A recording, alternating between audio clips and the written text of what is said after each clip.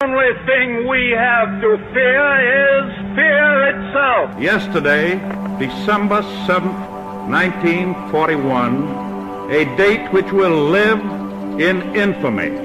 The United States of America was suddenly and deliberately attacked. We shall defend our island, whatever the cost may be. We shall fight on the beaches, we shall fight on the landing grounds, we shall fight in the fields and in the streets. We shall never surrender. Ask not what your country can do for you. Ask what you can do for your country. I have a dream.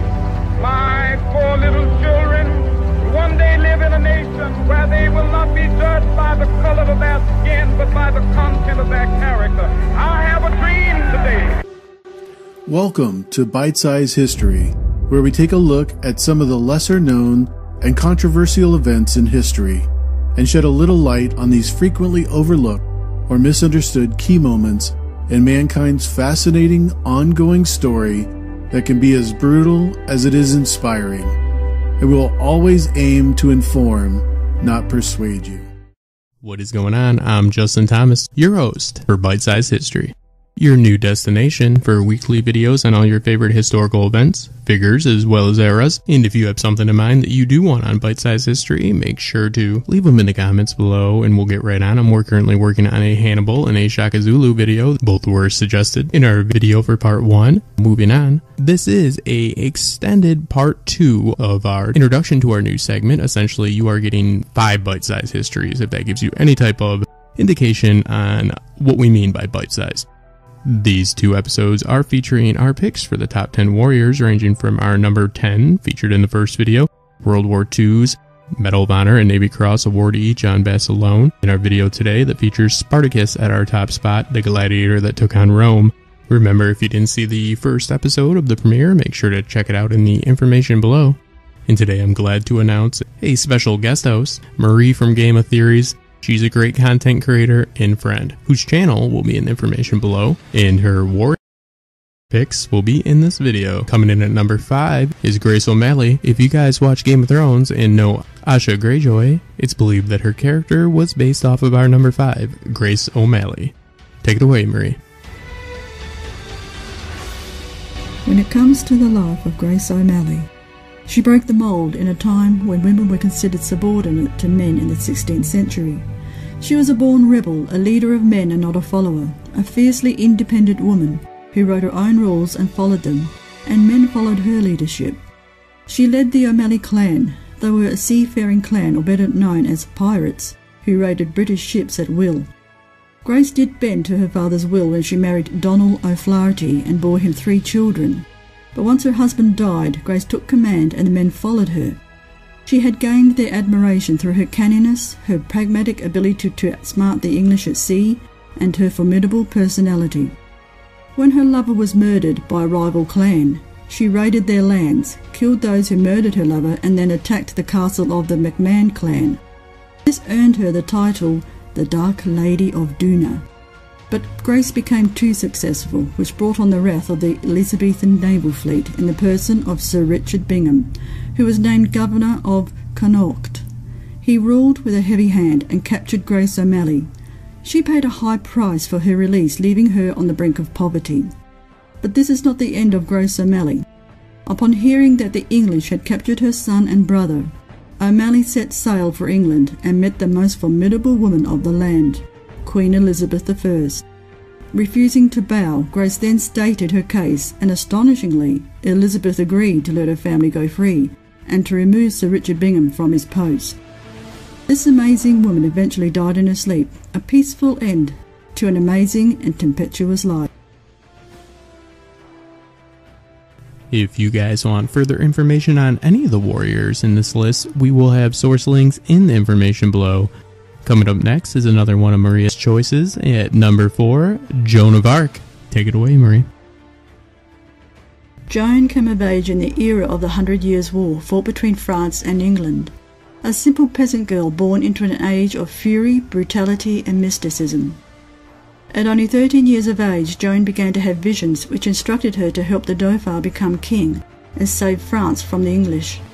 These visions were to become an obsession with Joan, much to her family's consternation, and at 17 she defied her family and demanded to speak to the king. Though she was dismissed, Joan persevered. She was a mystic who was dealing with politicians, and when finally given permission, Joan cut her hair and dressed as one going off to war. She had the appearance of the Maid of Orleans, a heroic figure to the French populace. It was a difficult time of factions rising against each other. The Burgundians had sided with the English, and the Dauphin's court had reached a desperate state, so they were ready for this zealous young girl to lead them to victory. But first they tested her by trying to trick her. The young Dauphin dressed himself as a courtier, but whether through subterfuge or divine power, Joan saw through the disguise and recognized the Dauphin for who he was, a prince of the kingdom. She passed this test. Joan was soon dressed for war in an armour that shone like the sun and weighed a staggering 40 kilos. Joan was now a true warrior and ready to go to war against those who opposed her prince. Though she never killed anyone, Joan was fierce to the point of foolhardiness. At Orleans she was wounded and she returned to the front lines. Upon seeing Joan return, the English became terrified and fled, leaving Joan and the Dauphin victorious. She went from one victory to another, and the French soldiers were devoted to her. The military leaders paid heed to her strategies and followed her instructions. The coronation of the Dauphin finally took place in 1429. Joan's visions had proved accurate, but politics soon entered the picture, and rather than pursue their enemy, King Charles VII preferred to negotiate with Burgundy, which went against Joan's advice. Joan had led the French people to victory after victory, and had seen the Dauphin crowned in only 6 months. But the king's indecisiveness irritated Joan, and on her own initiative, Joan attacked Paris. This was the beginning of the end for Joan, who was captured at Compiègne. Though Joan tried to escape, she was recaptured. The real tragedy of Joan of Arc was that after serving the king faithfully, he made no attempt to retrieve her or even pay for her freedom. Instead, the English paid the Burgundians, and Joan was put on trial for heresy. The trial proved to be a kangaroo court, and though Joan stood firm on theological issues, still she was found guilty. The treatment of such a young girl was brutal, and after so many interrogations, Joan broke down and signed a confession, but without using her name. Instead, she used the sign of the cross. But later Joan recanted, and tragically this led to her death as a martyr. Joan was burnt alive on 30th May 1431. But rather than ask, where was God? The real question is, where was the king who owed everything to Joan of Arc, the Maid of Orleans? Coming in at number 3, a all-time favorite of mine, Richard I, aka Richard the Lionheart. Richard was, in fact, King of England. He was, in fact, later known as Richard the Lionheart, and was famous for his exploits in the Third Crusade. Although during his 10-year reign, he spent only 6 months in England. Richard spent a bulk of his reign in the Middle East, in primarily Palestine, and his original goal in the Third Crusade was to recapture the holy city of Jerusalem for all of Christendom. But in 1192, Richard realized the goal of recapturing Jerusalem was simply not attainable, despite inflicting a severe defeat upon Saladin. At the Battle of Arsurf, Richard received disturbing reports that his throne in England was in danger, thus Richard had to prepare to return to his homeland. This was a critical point since Richard had just won the port of Jaffa in southern Palestine, which not holding the sentimental value of the holy city, but a port in the Middle East for any Western European leader, especially Jaffa, was highly advantageous, both strategically and physically. But Richard nonetheless had to leave. Once Richard left, Saladin shrewdly identified the port of Jaffa as a target easily to be taken. He struck on July 25th. Saladin's troops fought their way into the city. Despite the garrison's desperate resistance, once it became clear that Jaffa had fallen, many members of the garrison surrendered, yet others found refuge inside the citadel and were able to actually hold the citadel as a strong point. In the confusion, one of the garrison defenders had the presence of mind to send word to Richard, who was up the coast at Acre. Richard acted immediately, despite his French and German allies refusing to help, loading 55 household knights, several hundred men-at-arms, and 2,000 Pisan and Genoese crossbowmen on the 7 ships. He sailed to Jaffa and arrived on August 1st. At first sight, It indeed appeared the city had fallen, and Muslim banners floated from Jaffa's walls, and Saladin's troops could be seen on the shore outside of them. A priest leapt from the citadel and swam towards Richard's ship to tell the king that not all was lost. That was all the encouragement Richard needed. He jumped to the surf with a battle axe in one hand and a shield slung over his shoulder, and holding a crossbow in the other. There's source accounts from both sides of this engagement of Richard coming on the shore with his axe in one hand and a crossbow in the other, firing it off. This is a style of naval landing that really wasn't done at this time. This was not the way they fought. Richard was coming in, he had supporting fire from crossbowmen. He was using a crossbow, and that might seem normal to a lot of people, but what was known as a peasant's weapon. It required no skill, which that was not true, but that's how it was thought of. A king would not use a crossbow at this time, but Richard was a fighter. He was getting down and dirty. He had a crossbow in one hand and a hatchet in the other hand, and he fought his way to the shore. They were overwhelmingly outnumbered, but Richard's men were organized and they took back Jaffa. The remaining Muslim forces left in Jaffa ended up panicking and fleeing. Saladin later called for reinforcements. August 5th, his host totaled 20,000 light and heavy cavalry, but rather than endure a siege, Richard led his small force out from behind Jaffa's walls. He placed his knights and men-at-arms in a straight line, with each man kneeling on one knee and thrusting the butt of his spear or lance into the sand. And behind these men, he placed the crossbowmen in pairs to fire. One to fire, one to reload, so to achieve the highest rate of fire. A lot of Saladin's troops turned away, unwilling to charge into the Crusaders' hedge of steel. Richard countercharged with only 15 mounted knights. No enemy was safe within his reach, and twice he rescued knights who had become overwhelmed. The battle then paused, but Richard was now on foot after his only warhorse had been killed. Saladin, seeing his enemy's placement, exclaimed that such a man should not fight without a mount, and sent Richard 2 splendid horses. Unfortunately, this is bite-sized history. We are doing the equivalent to 5 episodes in one, so we are going to keep it short. Unfortunately, Richard was held captive for a period of time, and after that, almost immediately went to Normandy, and he was to never return. His last 5 years were spent in imminent warfare against Philip II. While besieging a castle in central France, he was fatally wounded and died. On April 6, 1199, he was succeeded by his younger brother John, who had spent years of Richard's absence scheming against him.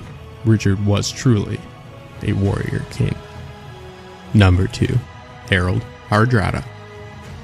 Harald was born in 1016. Harald was a half-brother of Olav II, the King of Norway.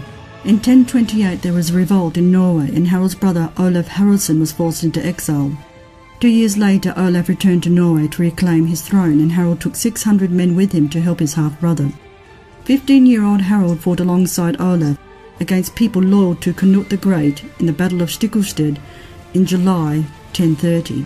The brothers were defeated. Olav died in battle, and Harald was seriously wounded and had to flee. Despite defeat, Harald showed remarkable military talent during the battle. Harald sought refuge in Kiev and was protected by its ruler, Prince Yaroslav the Wise. In the mid-1030s, Harald and his men moved to the capital of the Byzantine Empire, Constantinople. They joined the elite unit of the Byzantine Guard, the Varangian Guard. Soon, Harald became known as the leader of all the Vangarians. As commander of the army, Harald fought in places as far apart as the Mediterranean, Asia Minor, Sicily, the Holy Land, and Constantinople. Due to his exploits, Harald became a renowned military leader and was well respected. In 1045, Harald returned to Norway and 2 years later became king after the death of his nephew Magnus Olafsson. Within a few years, Harald became known as Harada, hard ruler. Over the next few years, he was involved in a long drawn-out war against King Sven of Denmark. The two men signed a peace agreement in 1064. After the death of Edward the Confessor, the English throne passed to Harald Godwinson. Harada allied himself with Godwinson's brother Tostig, who had been exiled by his brother. Together, Harada and Tostig invaded England in September 1066. They met Harald Godwinson in the Battle of Stamford Bridge on 25th September.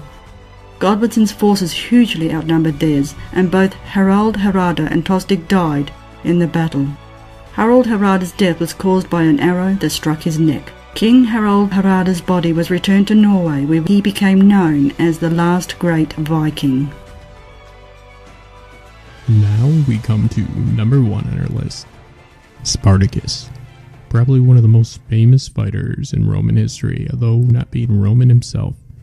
He was without a doubt the best known gladiator of Rome, and is known more for what he did outside of the arena than what he did in the arena, which is impressive since he did some pretty amazing things in the arena. Is commonly believed to have been a Thracian gladiator, Thrace, which is now what is split into modern-day Bulgaria, Greece, and Turkey. Little is known about his life before he became one of the main leaders, if not the main leader, in the Servile War, also known as the Slave Uprising War. Spartacus may have served in the Roman army. It's generally believed that he might have deserted, and some sources say he led bandit raids. What is known is that he was captured and sold into slavery in 73 BCE from a gladiatorial training school in Capua, along with some 70 gladiators. The 70-some gladiators are said to have escaped. It didn't take much time until other runaway slaves soon joined them, taking refuge on Mount Vesuvius. The gladiators trained the others in the least rudimentary combat skills. Spartacus is believed to have been the leader of the gladiators' revolt, and he shared the leadership of the slave army with two Gauls, Crixus and Ammonaeus. Initially, Rome did not regard the slave army as a serious force, and did not send first-line troops against it. Spartacus's army outmaneuvered and defeated the first four forces it confronted. More slaves joined. At its peak, the army is believed to have been 90,000 to 120,000 strong. Spartacus advocated crossing the Alps to put distance between the army of Rome and find freedom. One of his commanders, Crixus, wanted to attack Rome itself. It wasn't totally unreasonable to think that Crixus could defeat Rome at this time, if you consider that the population of Rome held 3 slaves for every 1 citizen, leaving the citizens of Rome outnumbered 1 to 3. Crixus broke off from the main force, headed towards Rome, where large numbers of slaves would likely swell their ranks even more. Taking 30,000 men with him, began raiding the countryside on the outskirts of Rome until he was defeated and killed. Spartacus won 3 more engagements, and then, for unknown reasons, turned south instead of crossing the Alps, throwing Rome into a panic. A new Roman military force under a competent commander named Marcus Crassus was sent to deal with the rebellious slave army. After a long period of pursuit and a few engagements, the slave army was defeated. Spartacus was defeated in southern Italy. He is thought to have been killed, but his body was never found. Some 6,000 rebellious slaves were crucified in an effort to serve as a warning to the others. The story of Spartacus has served as inspiration for books, movies, and a television series.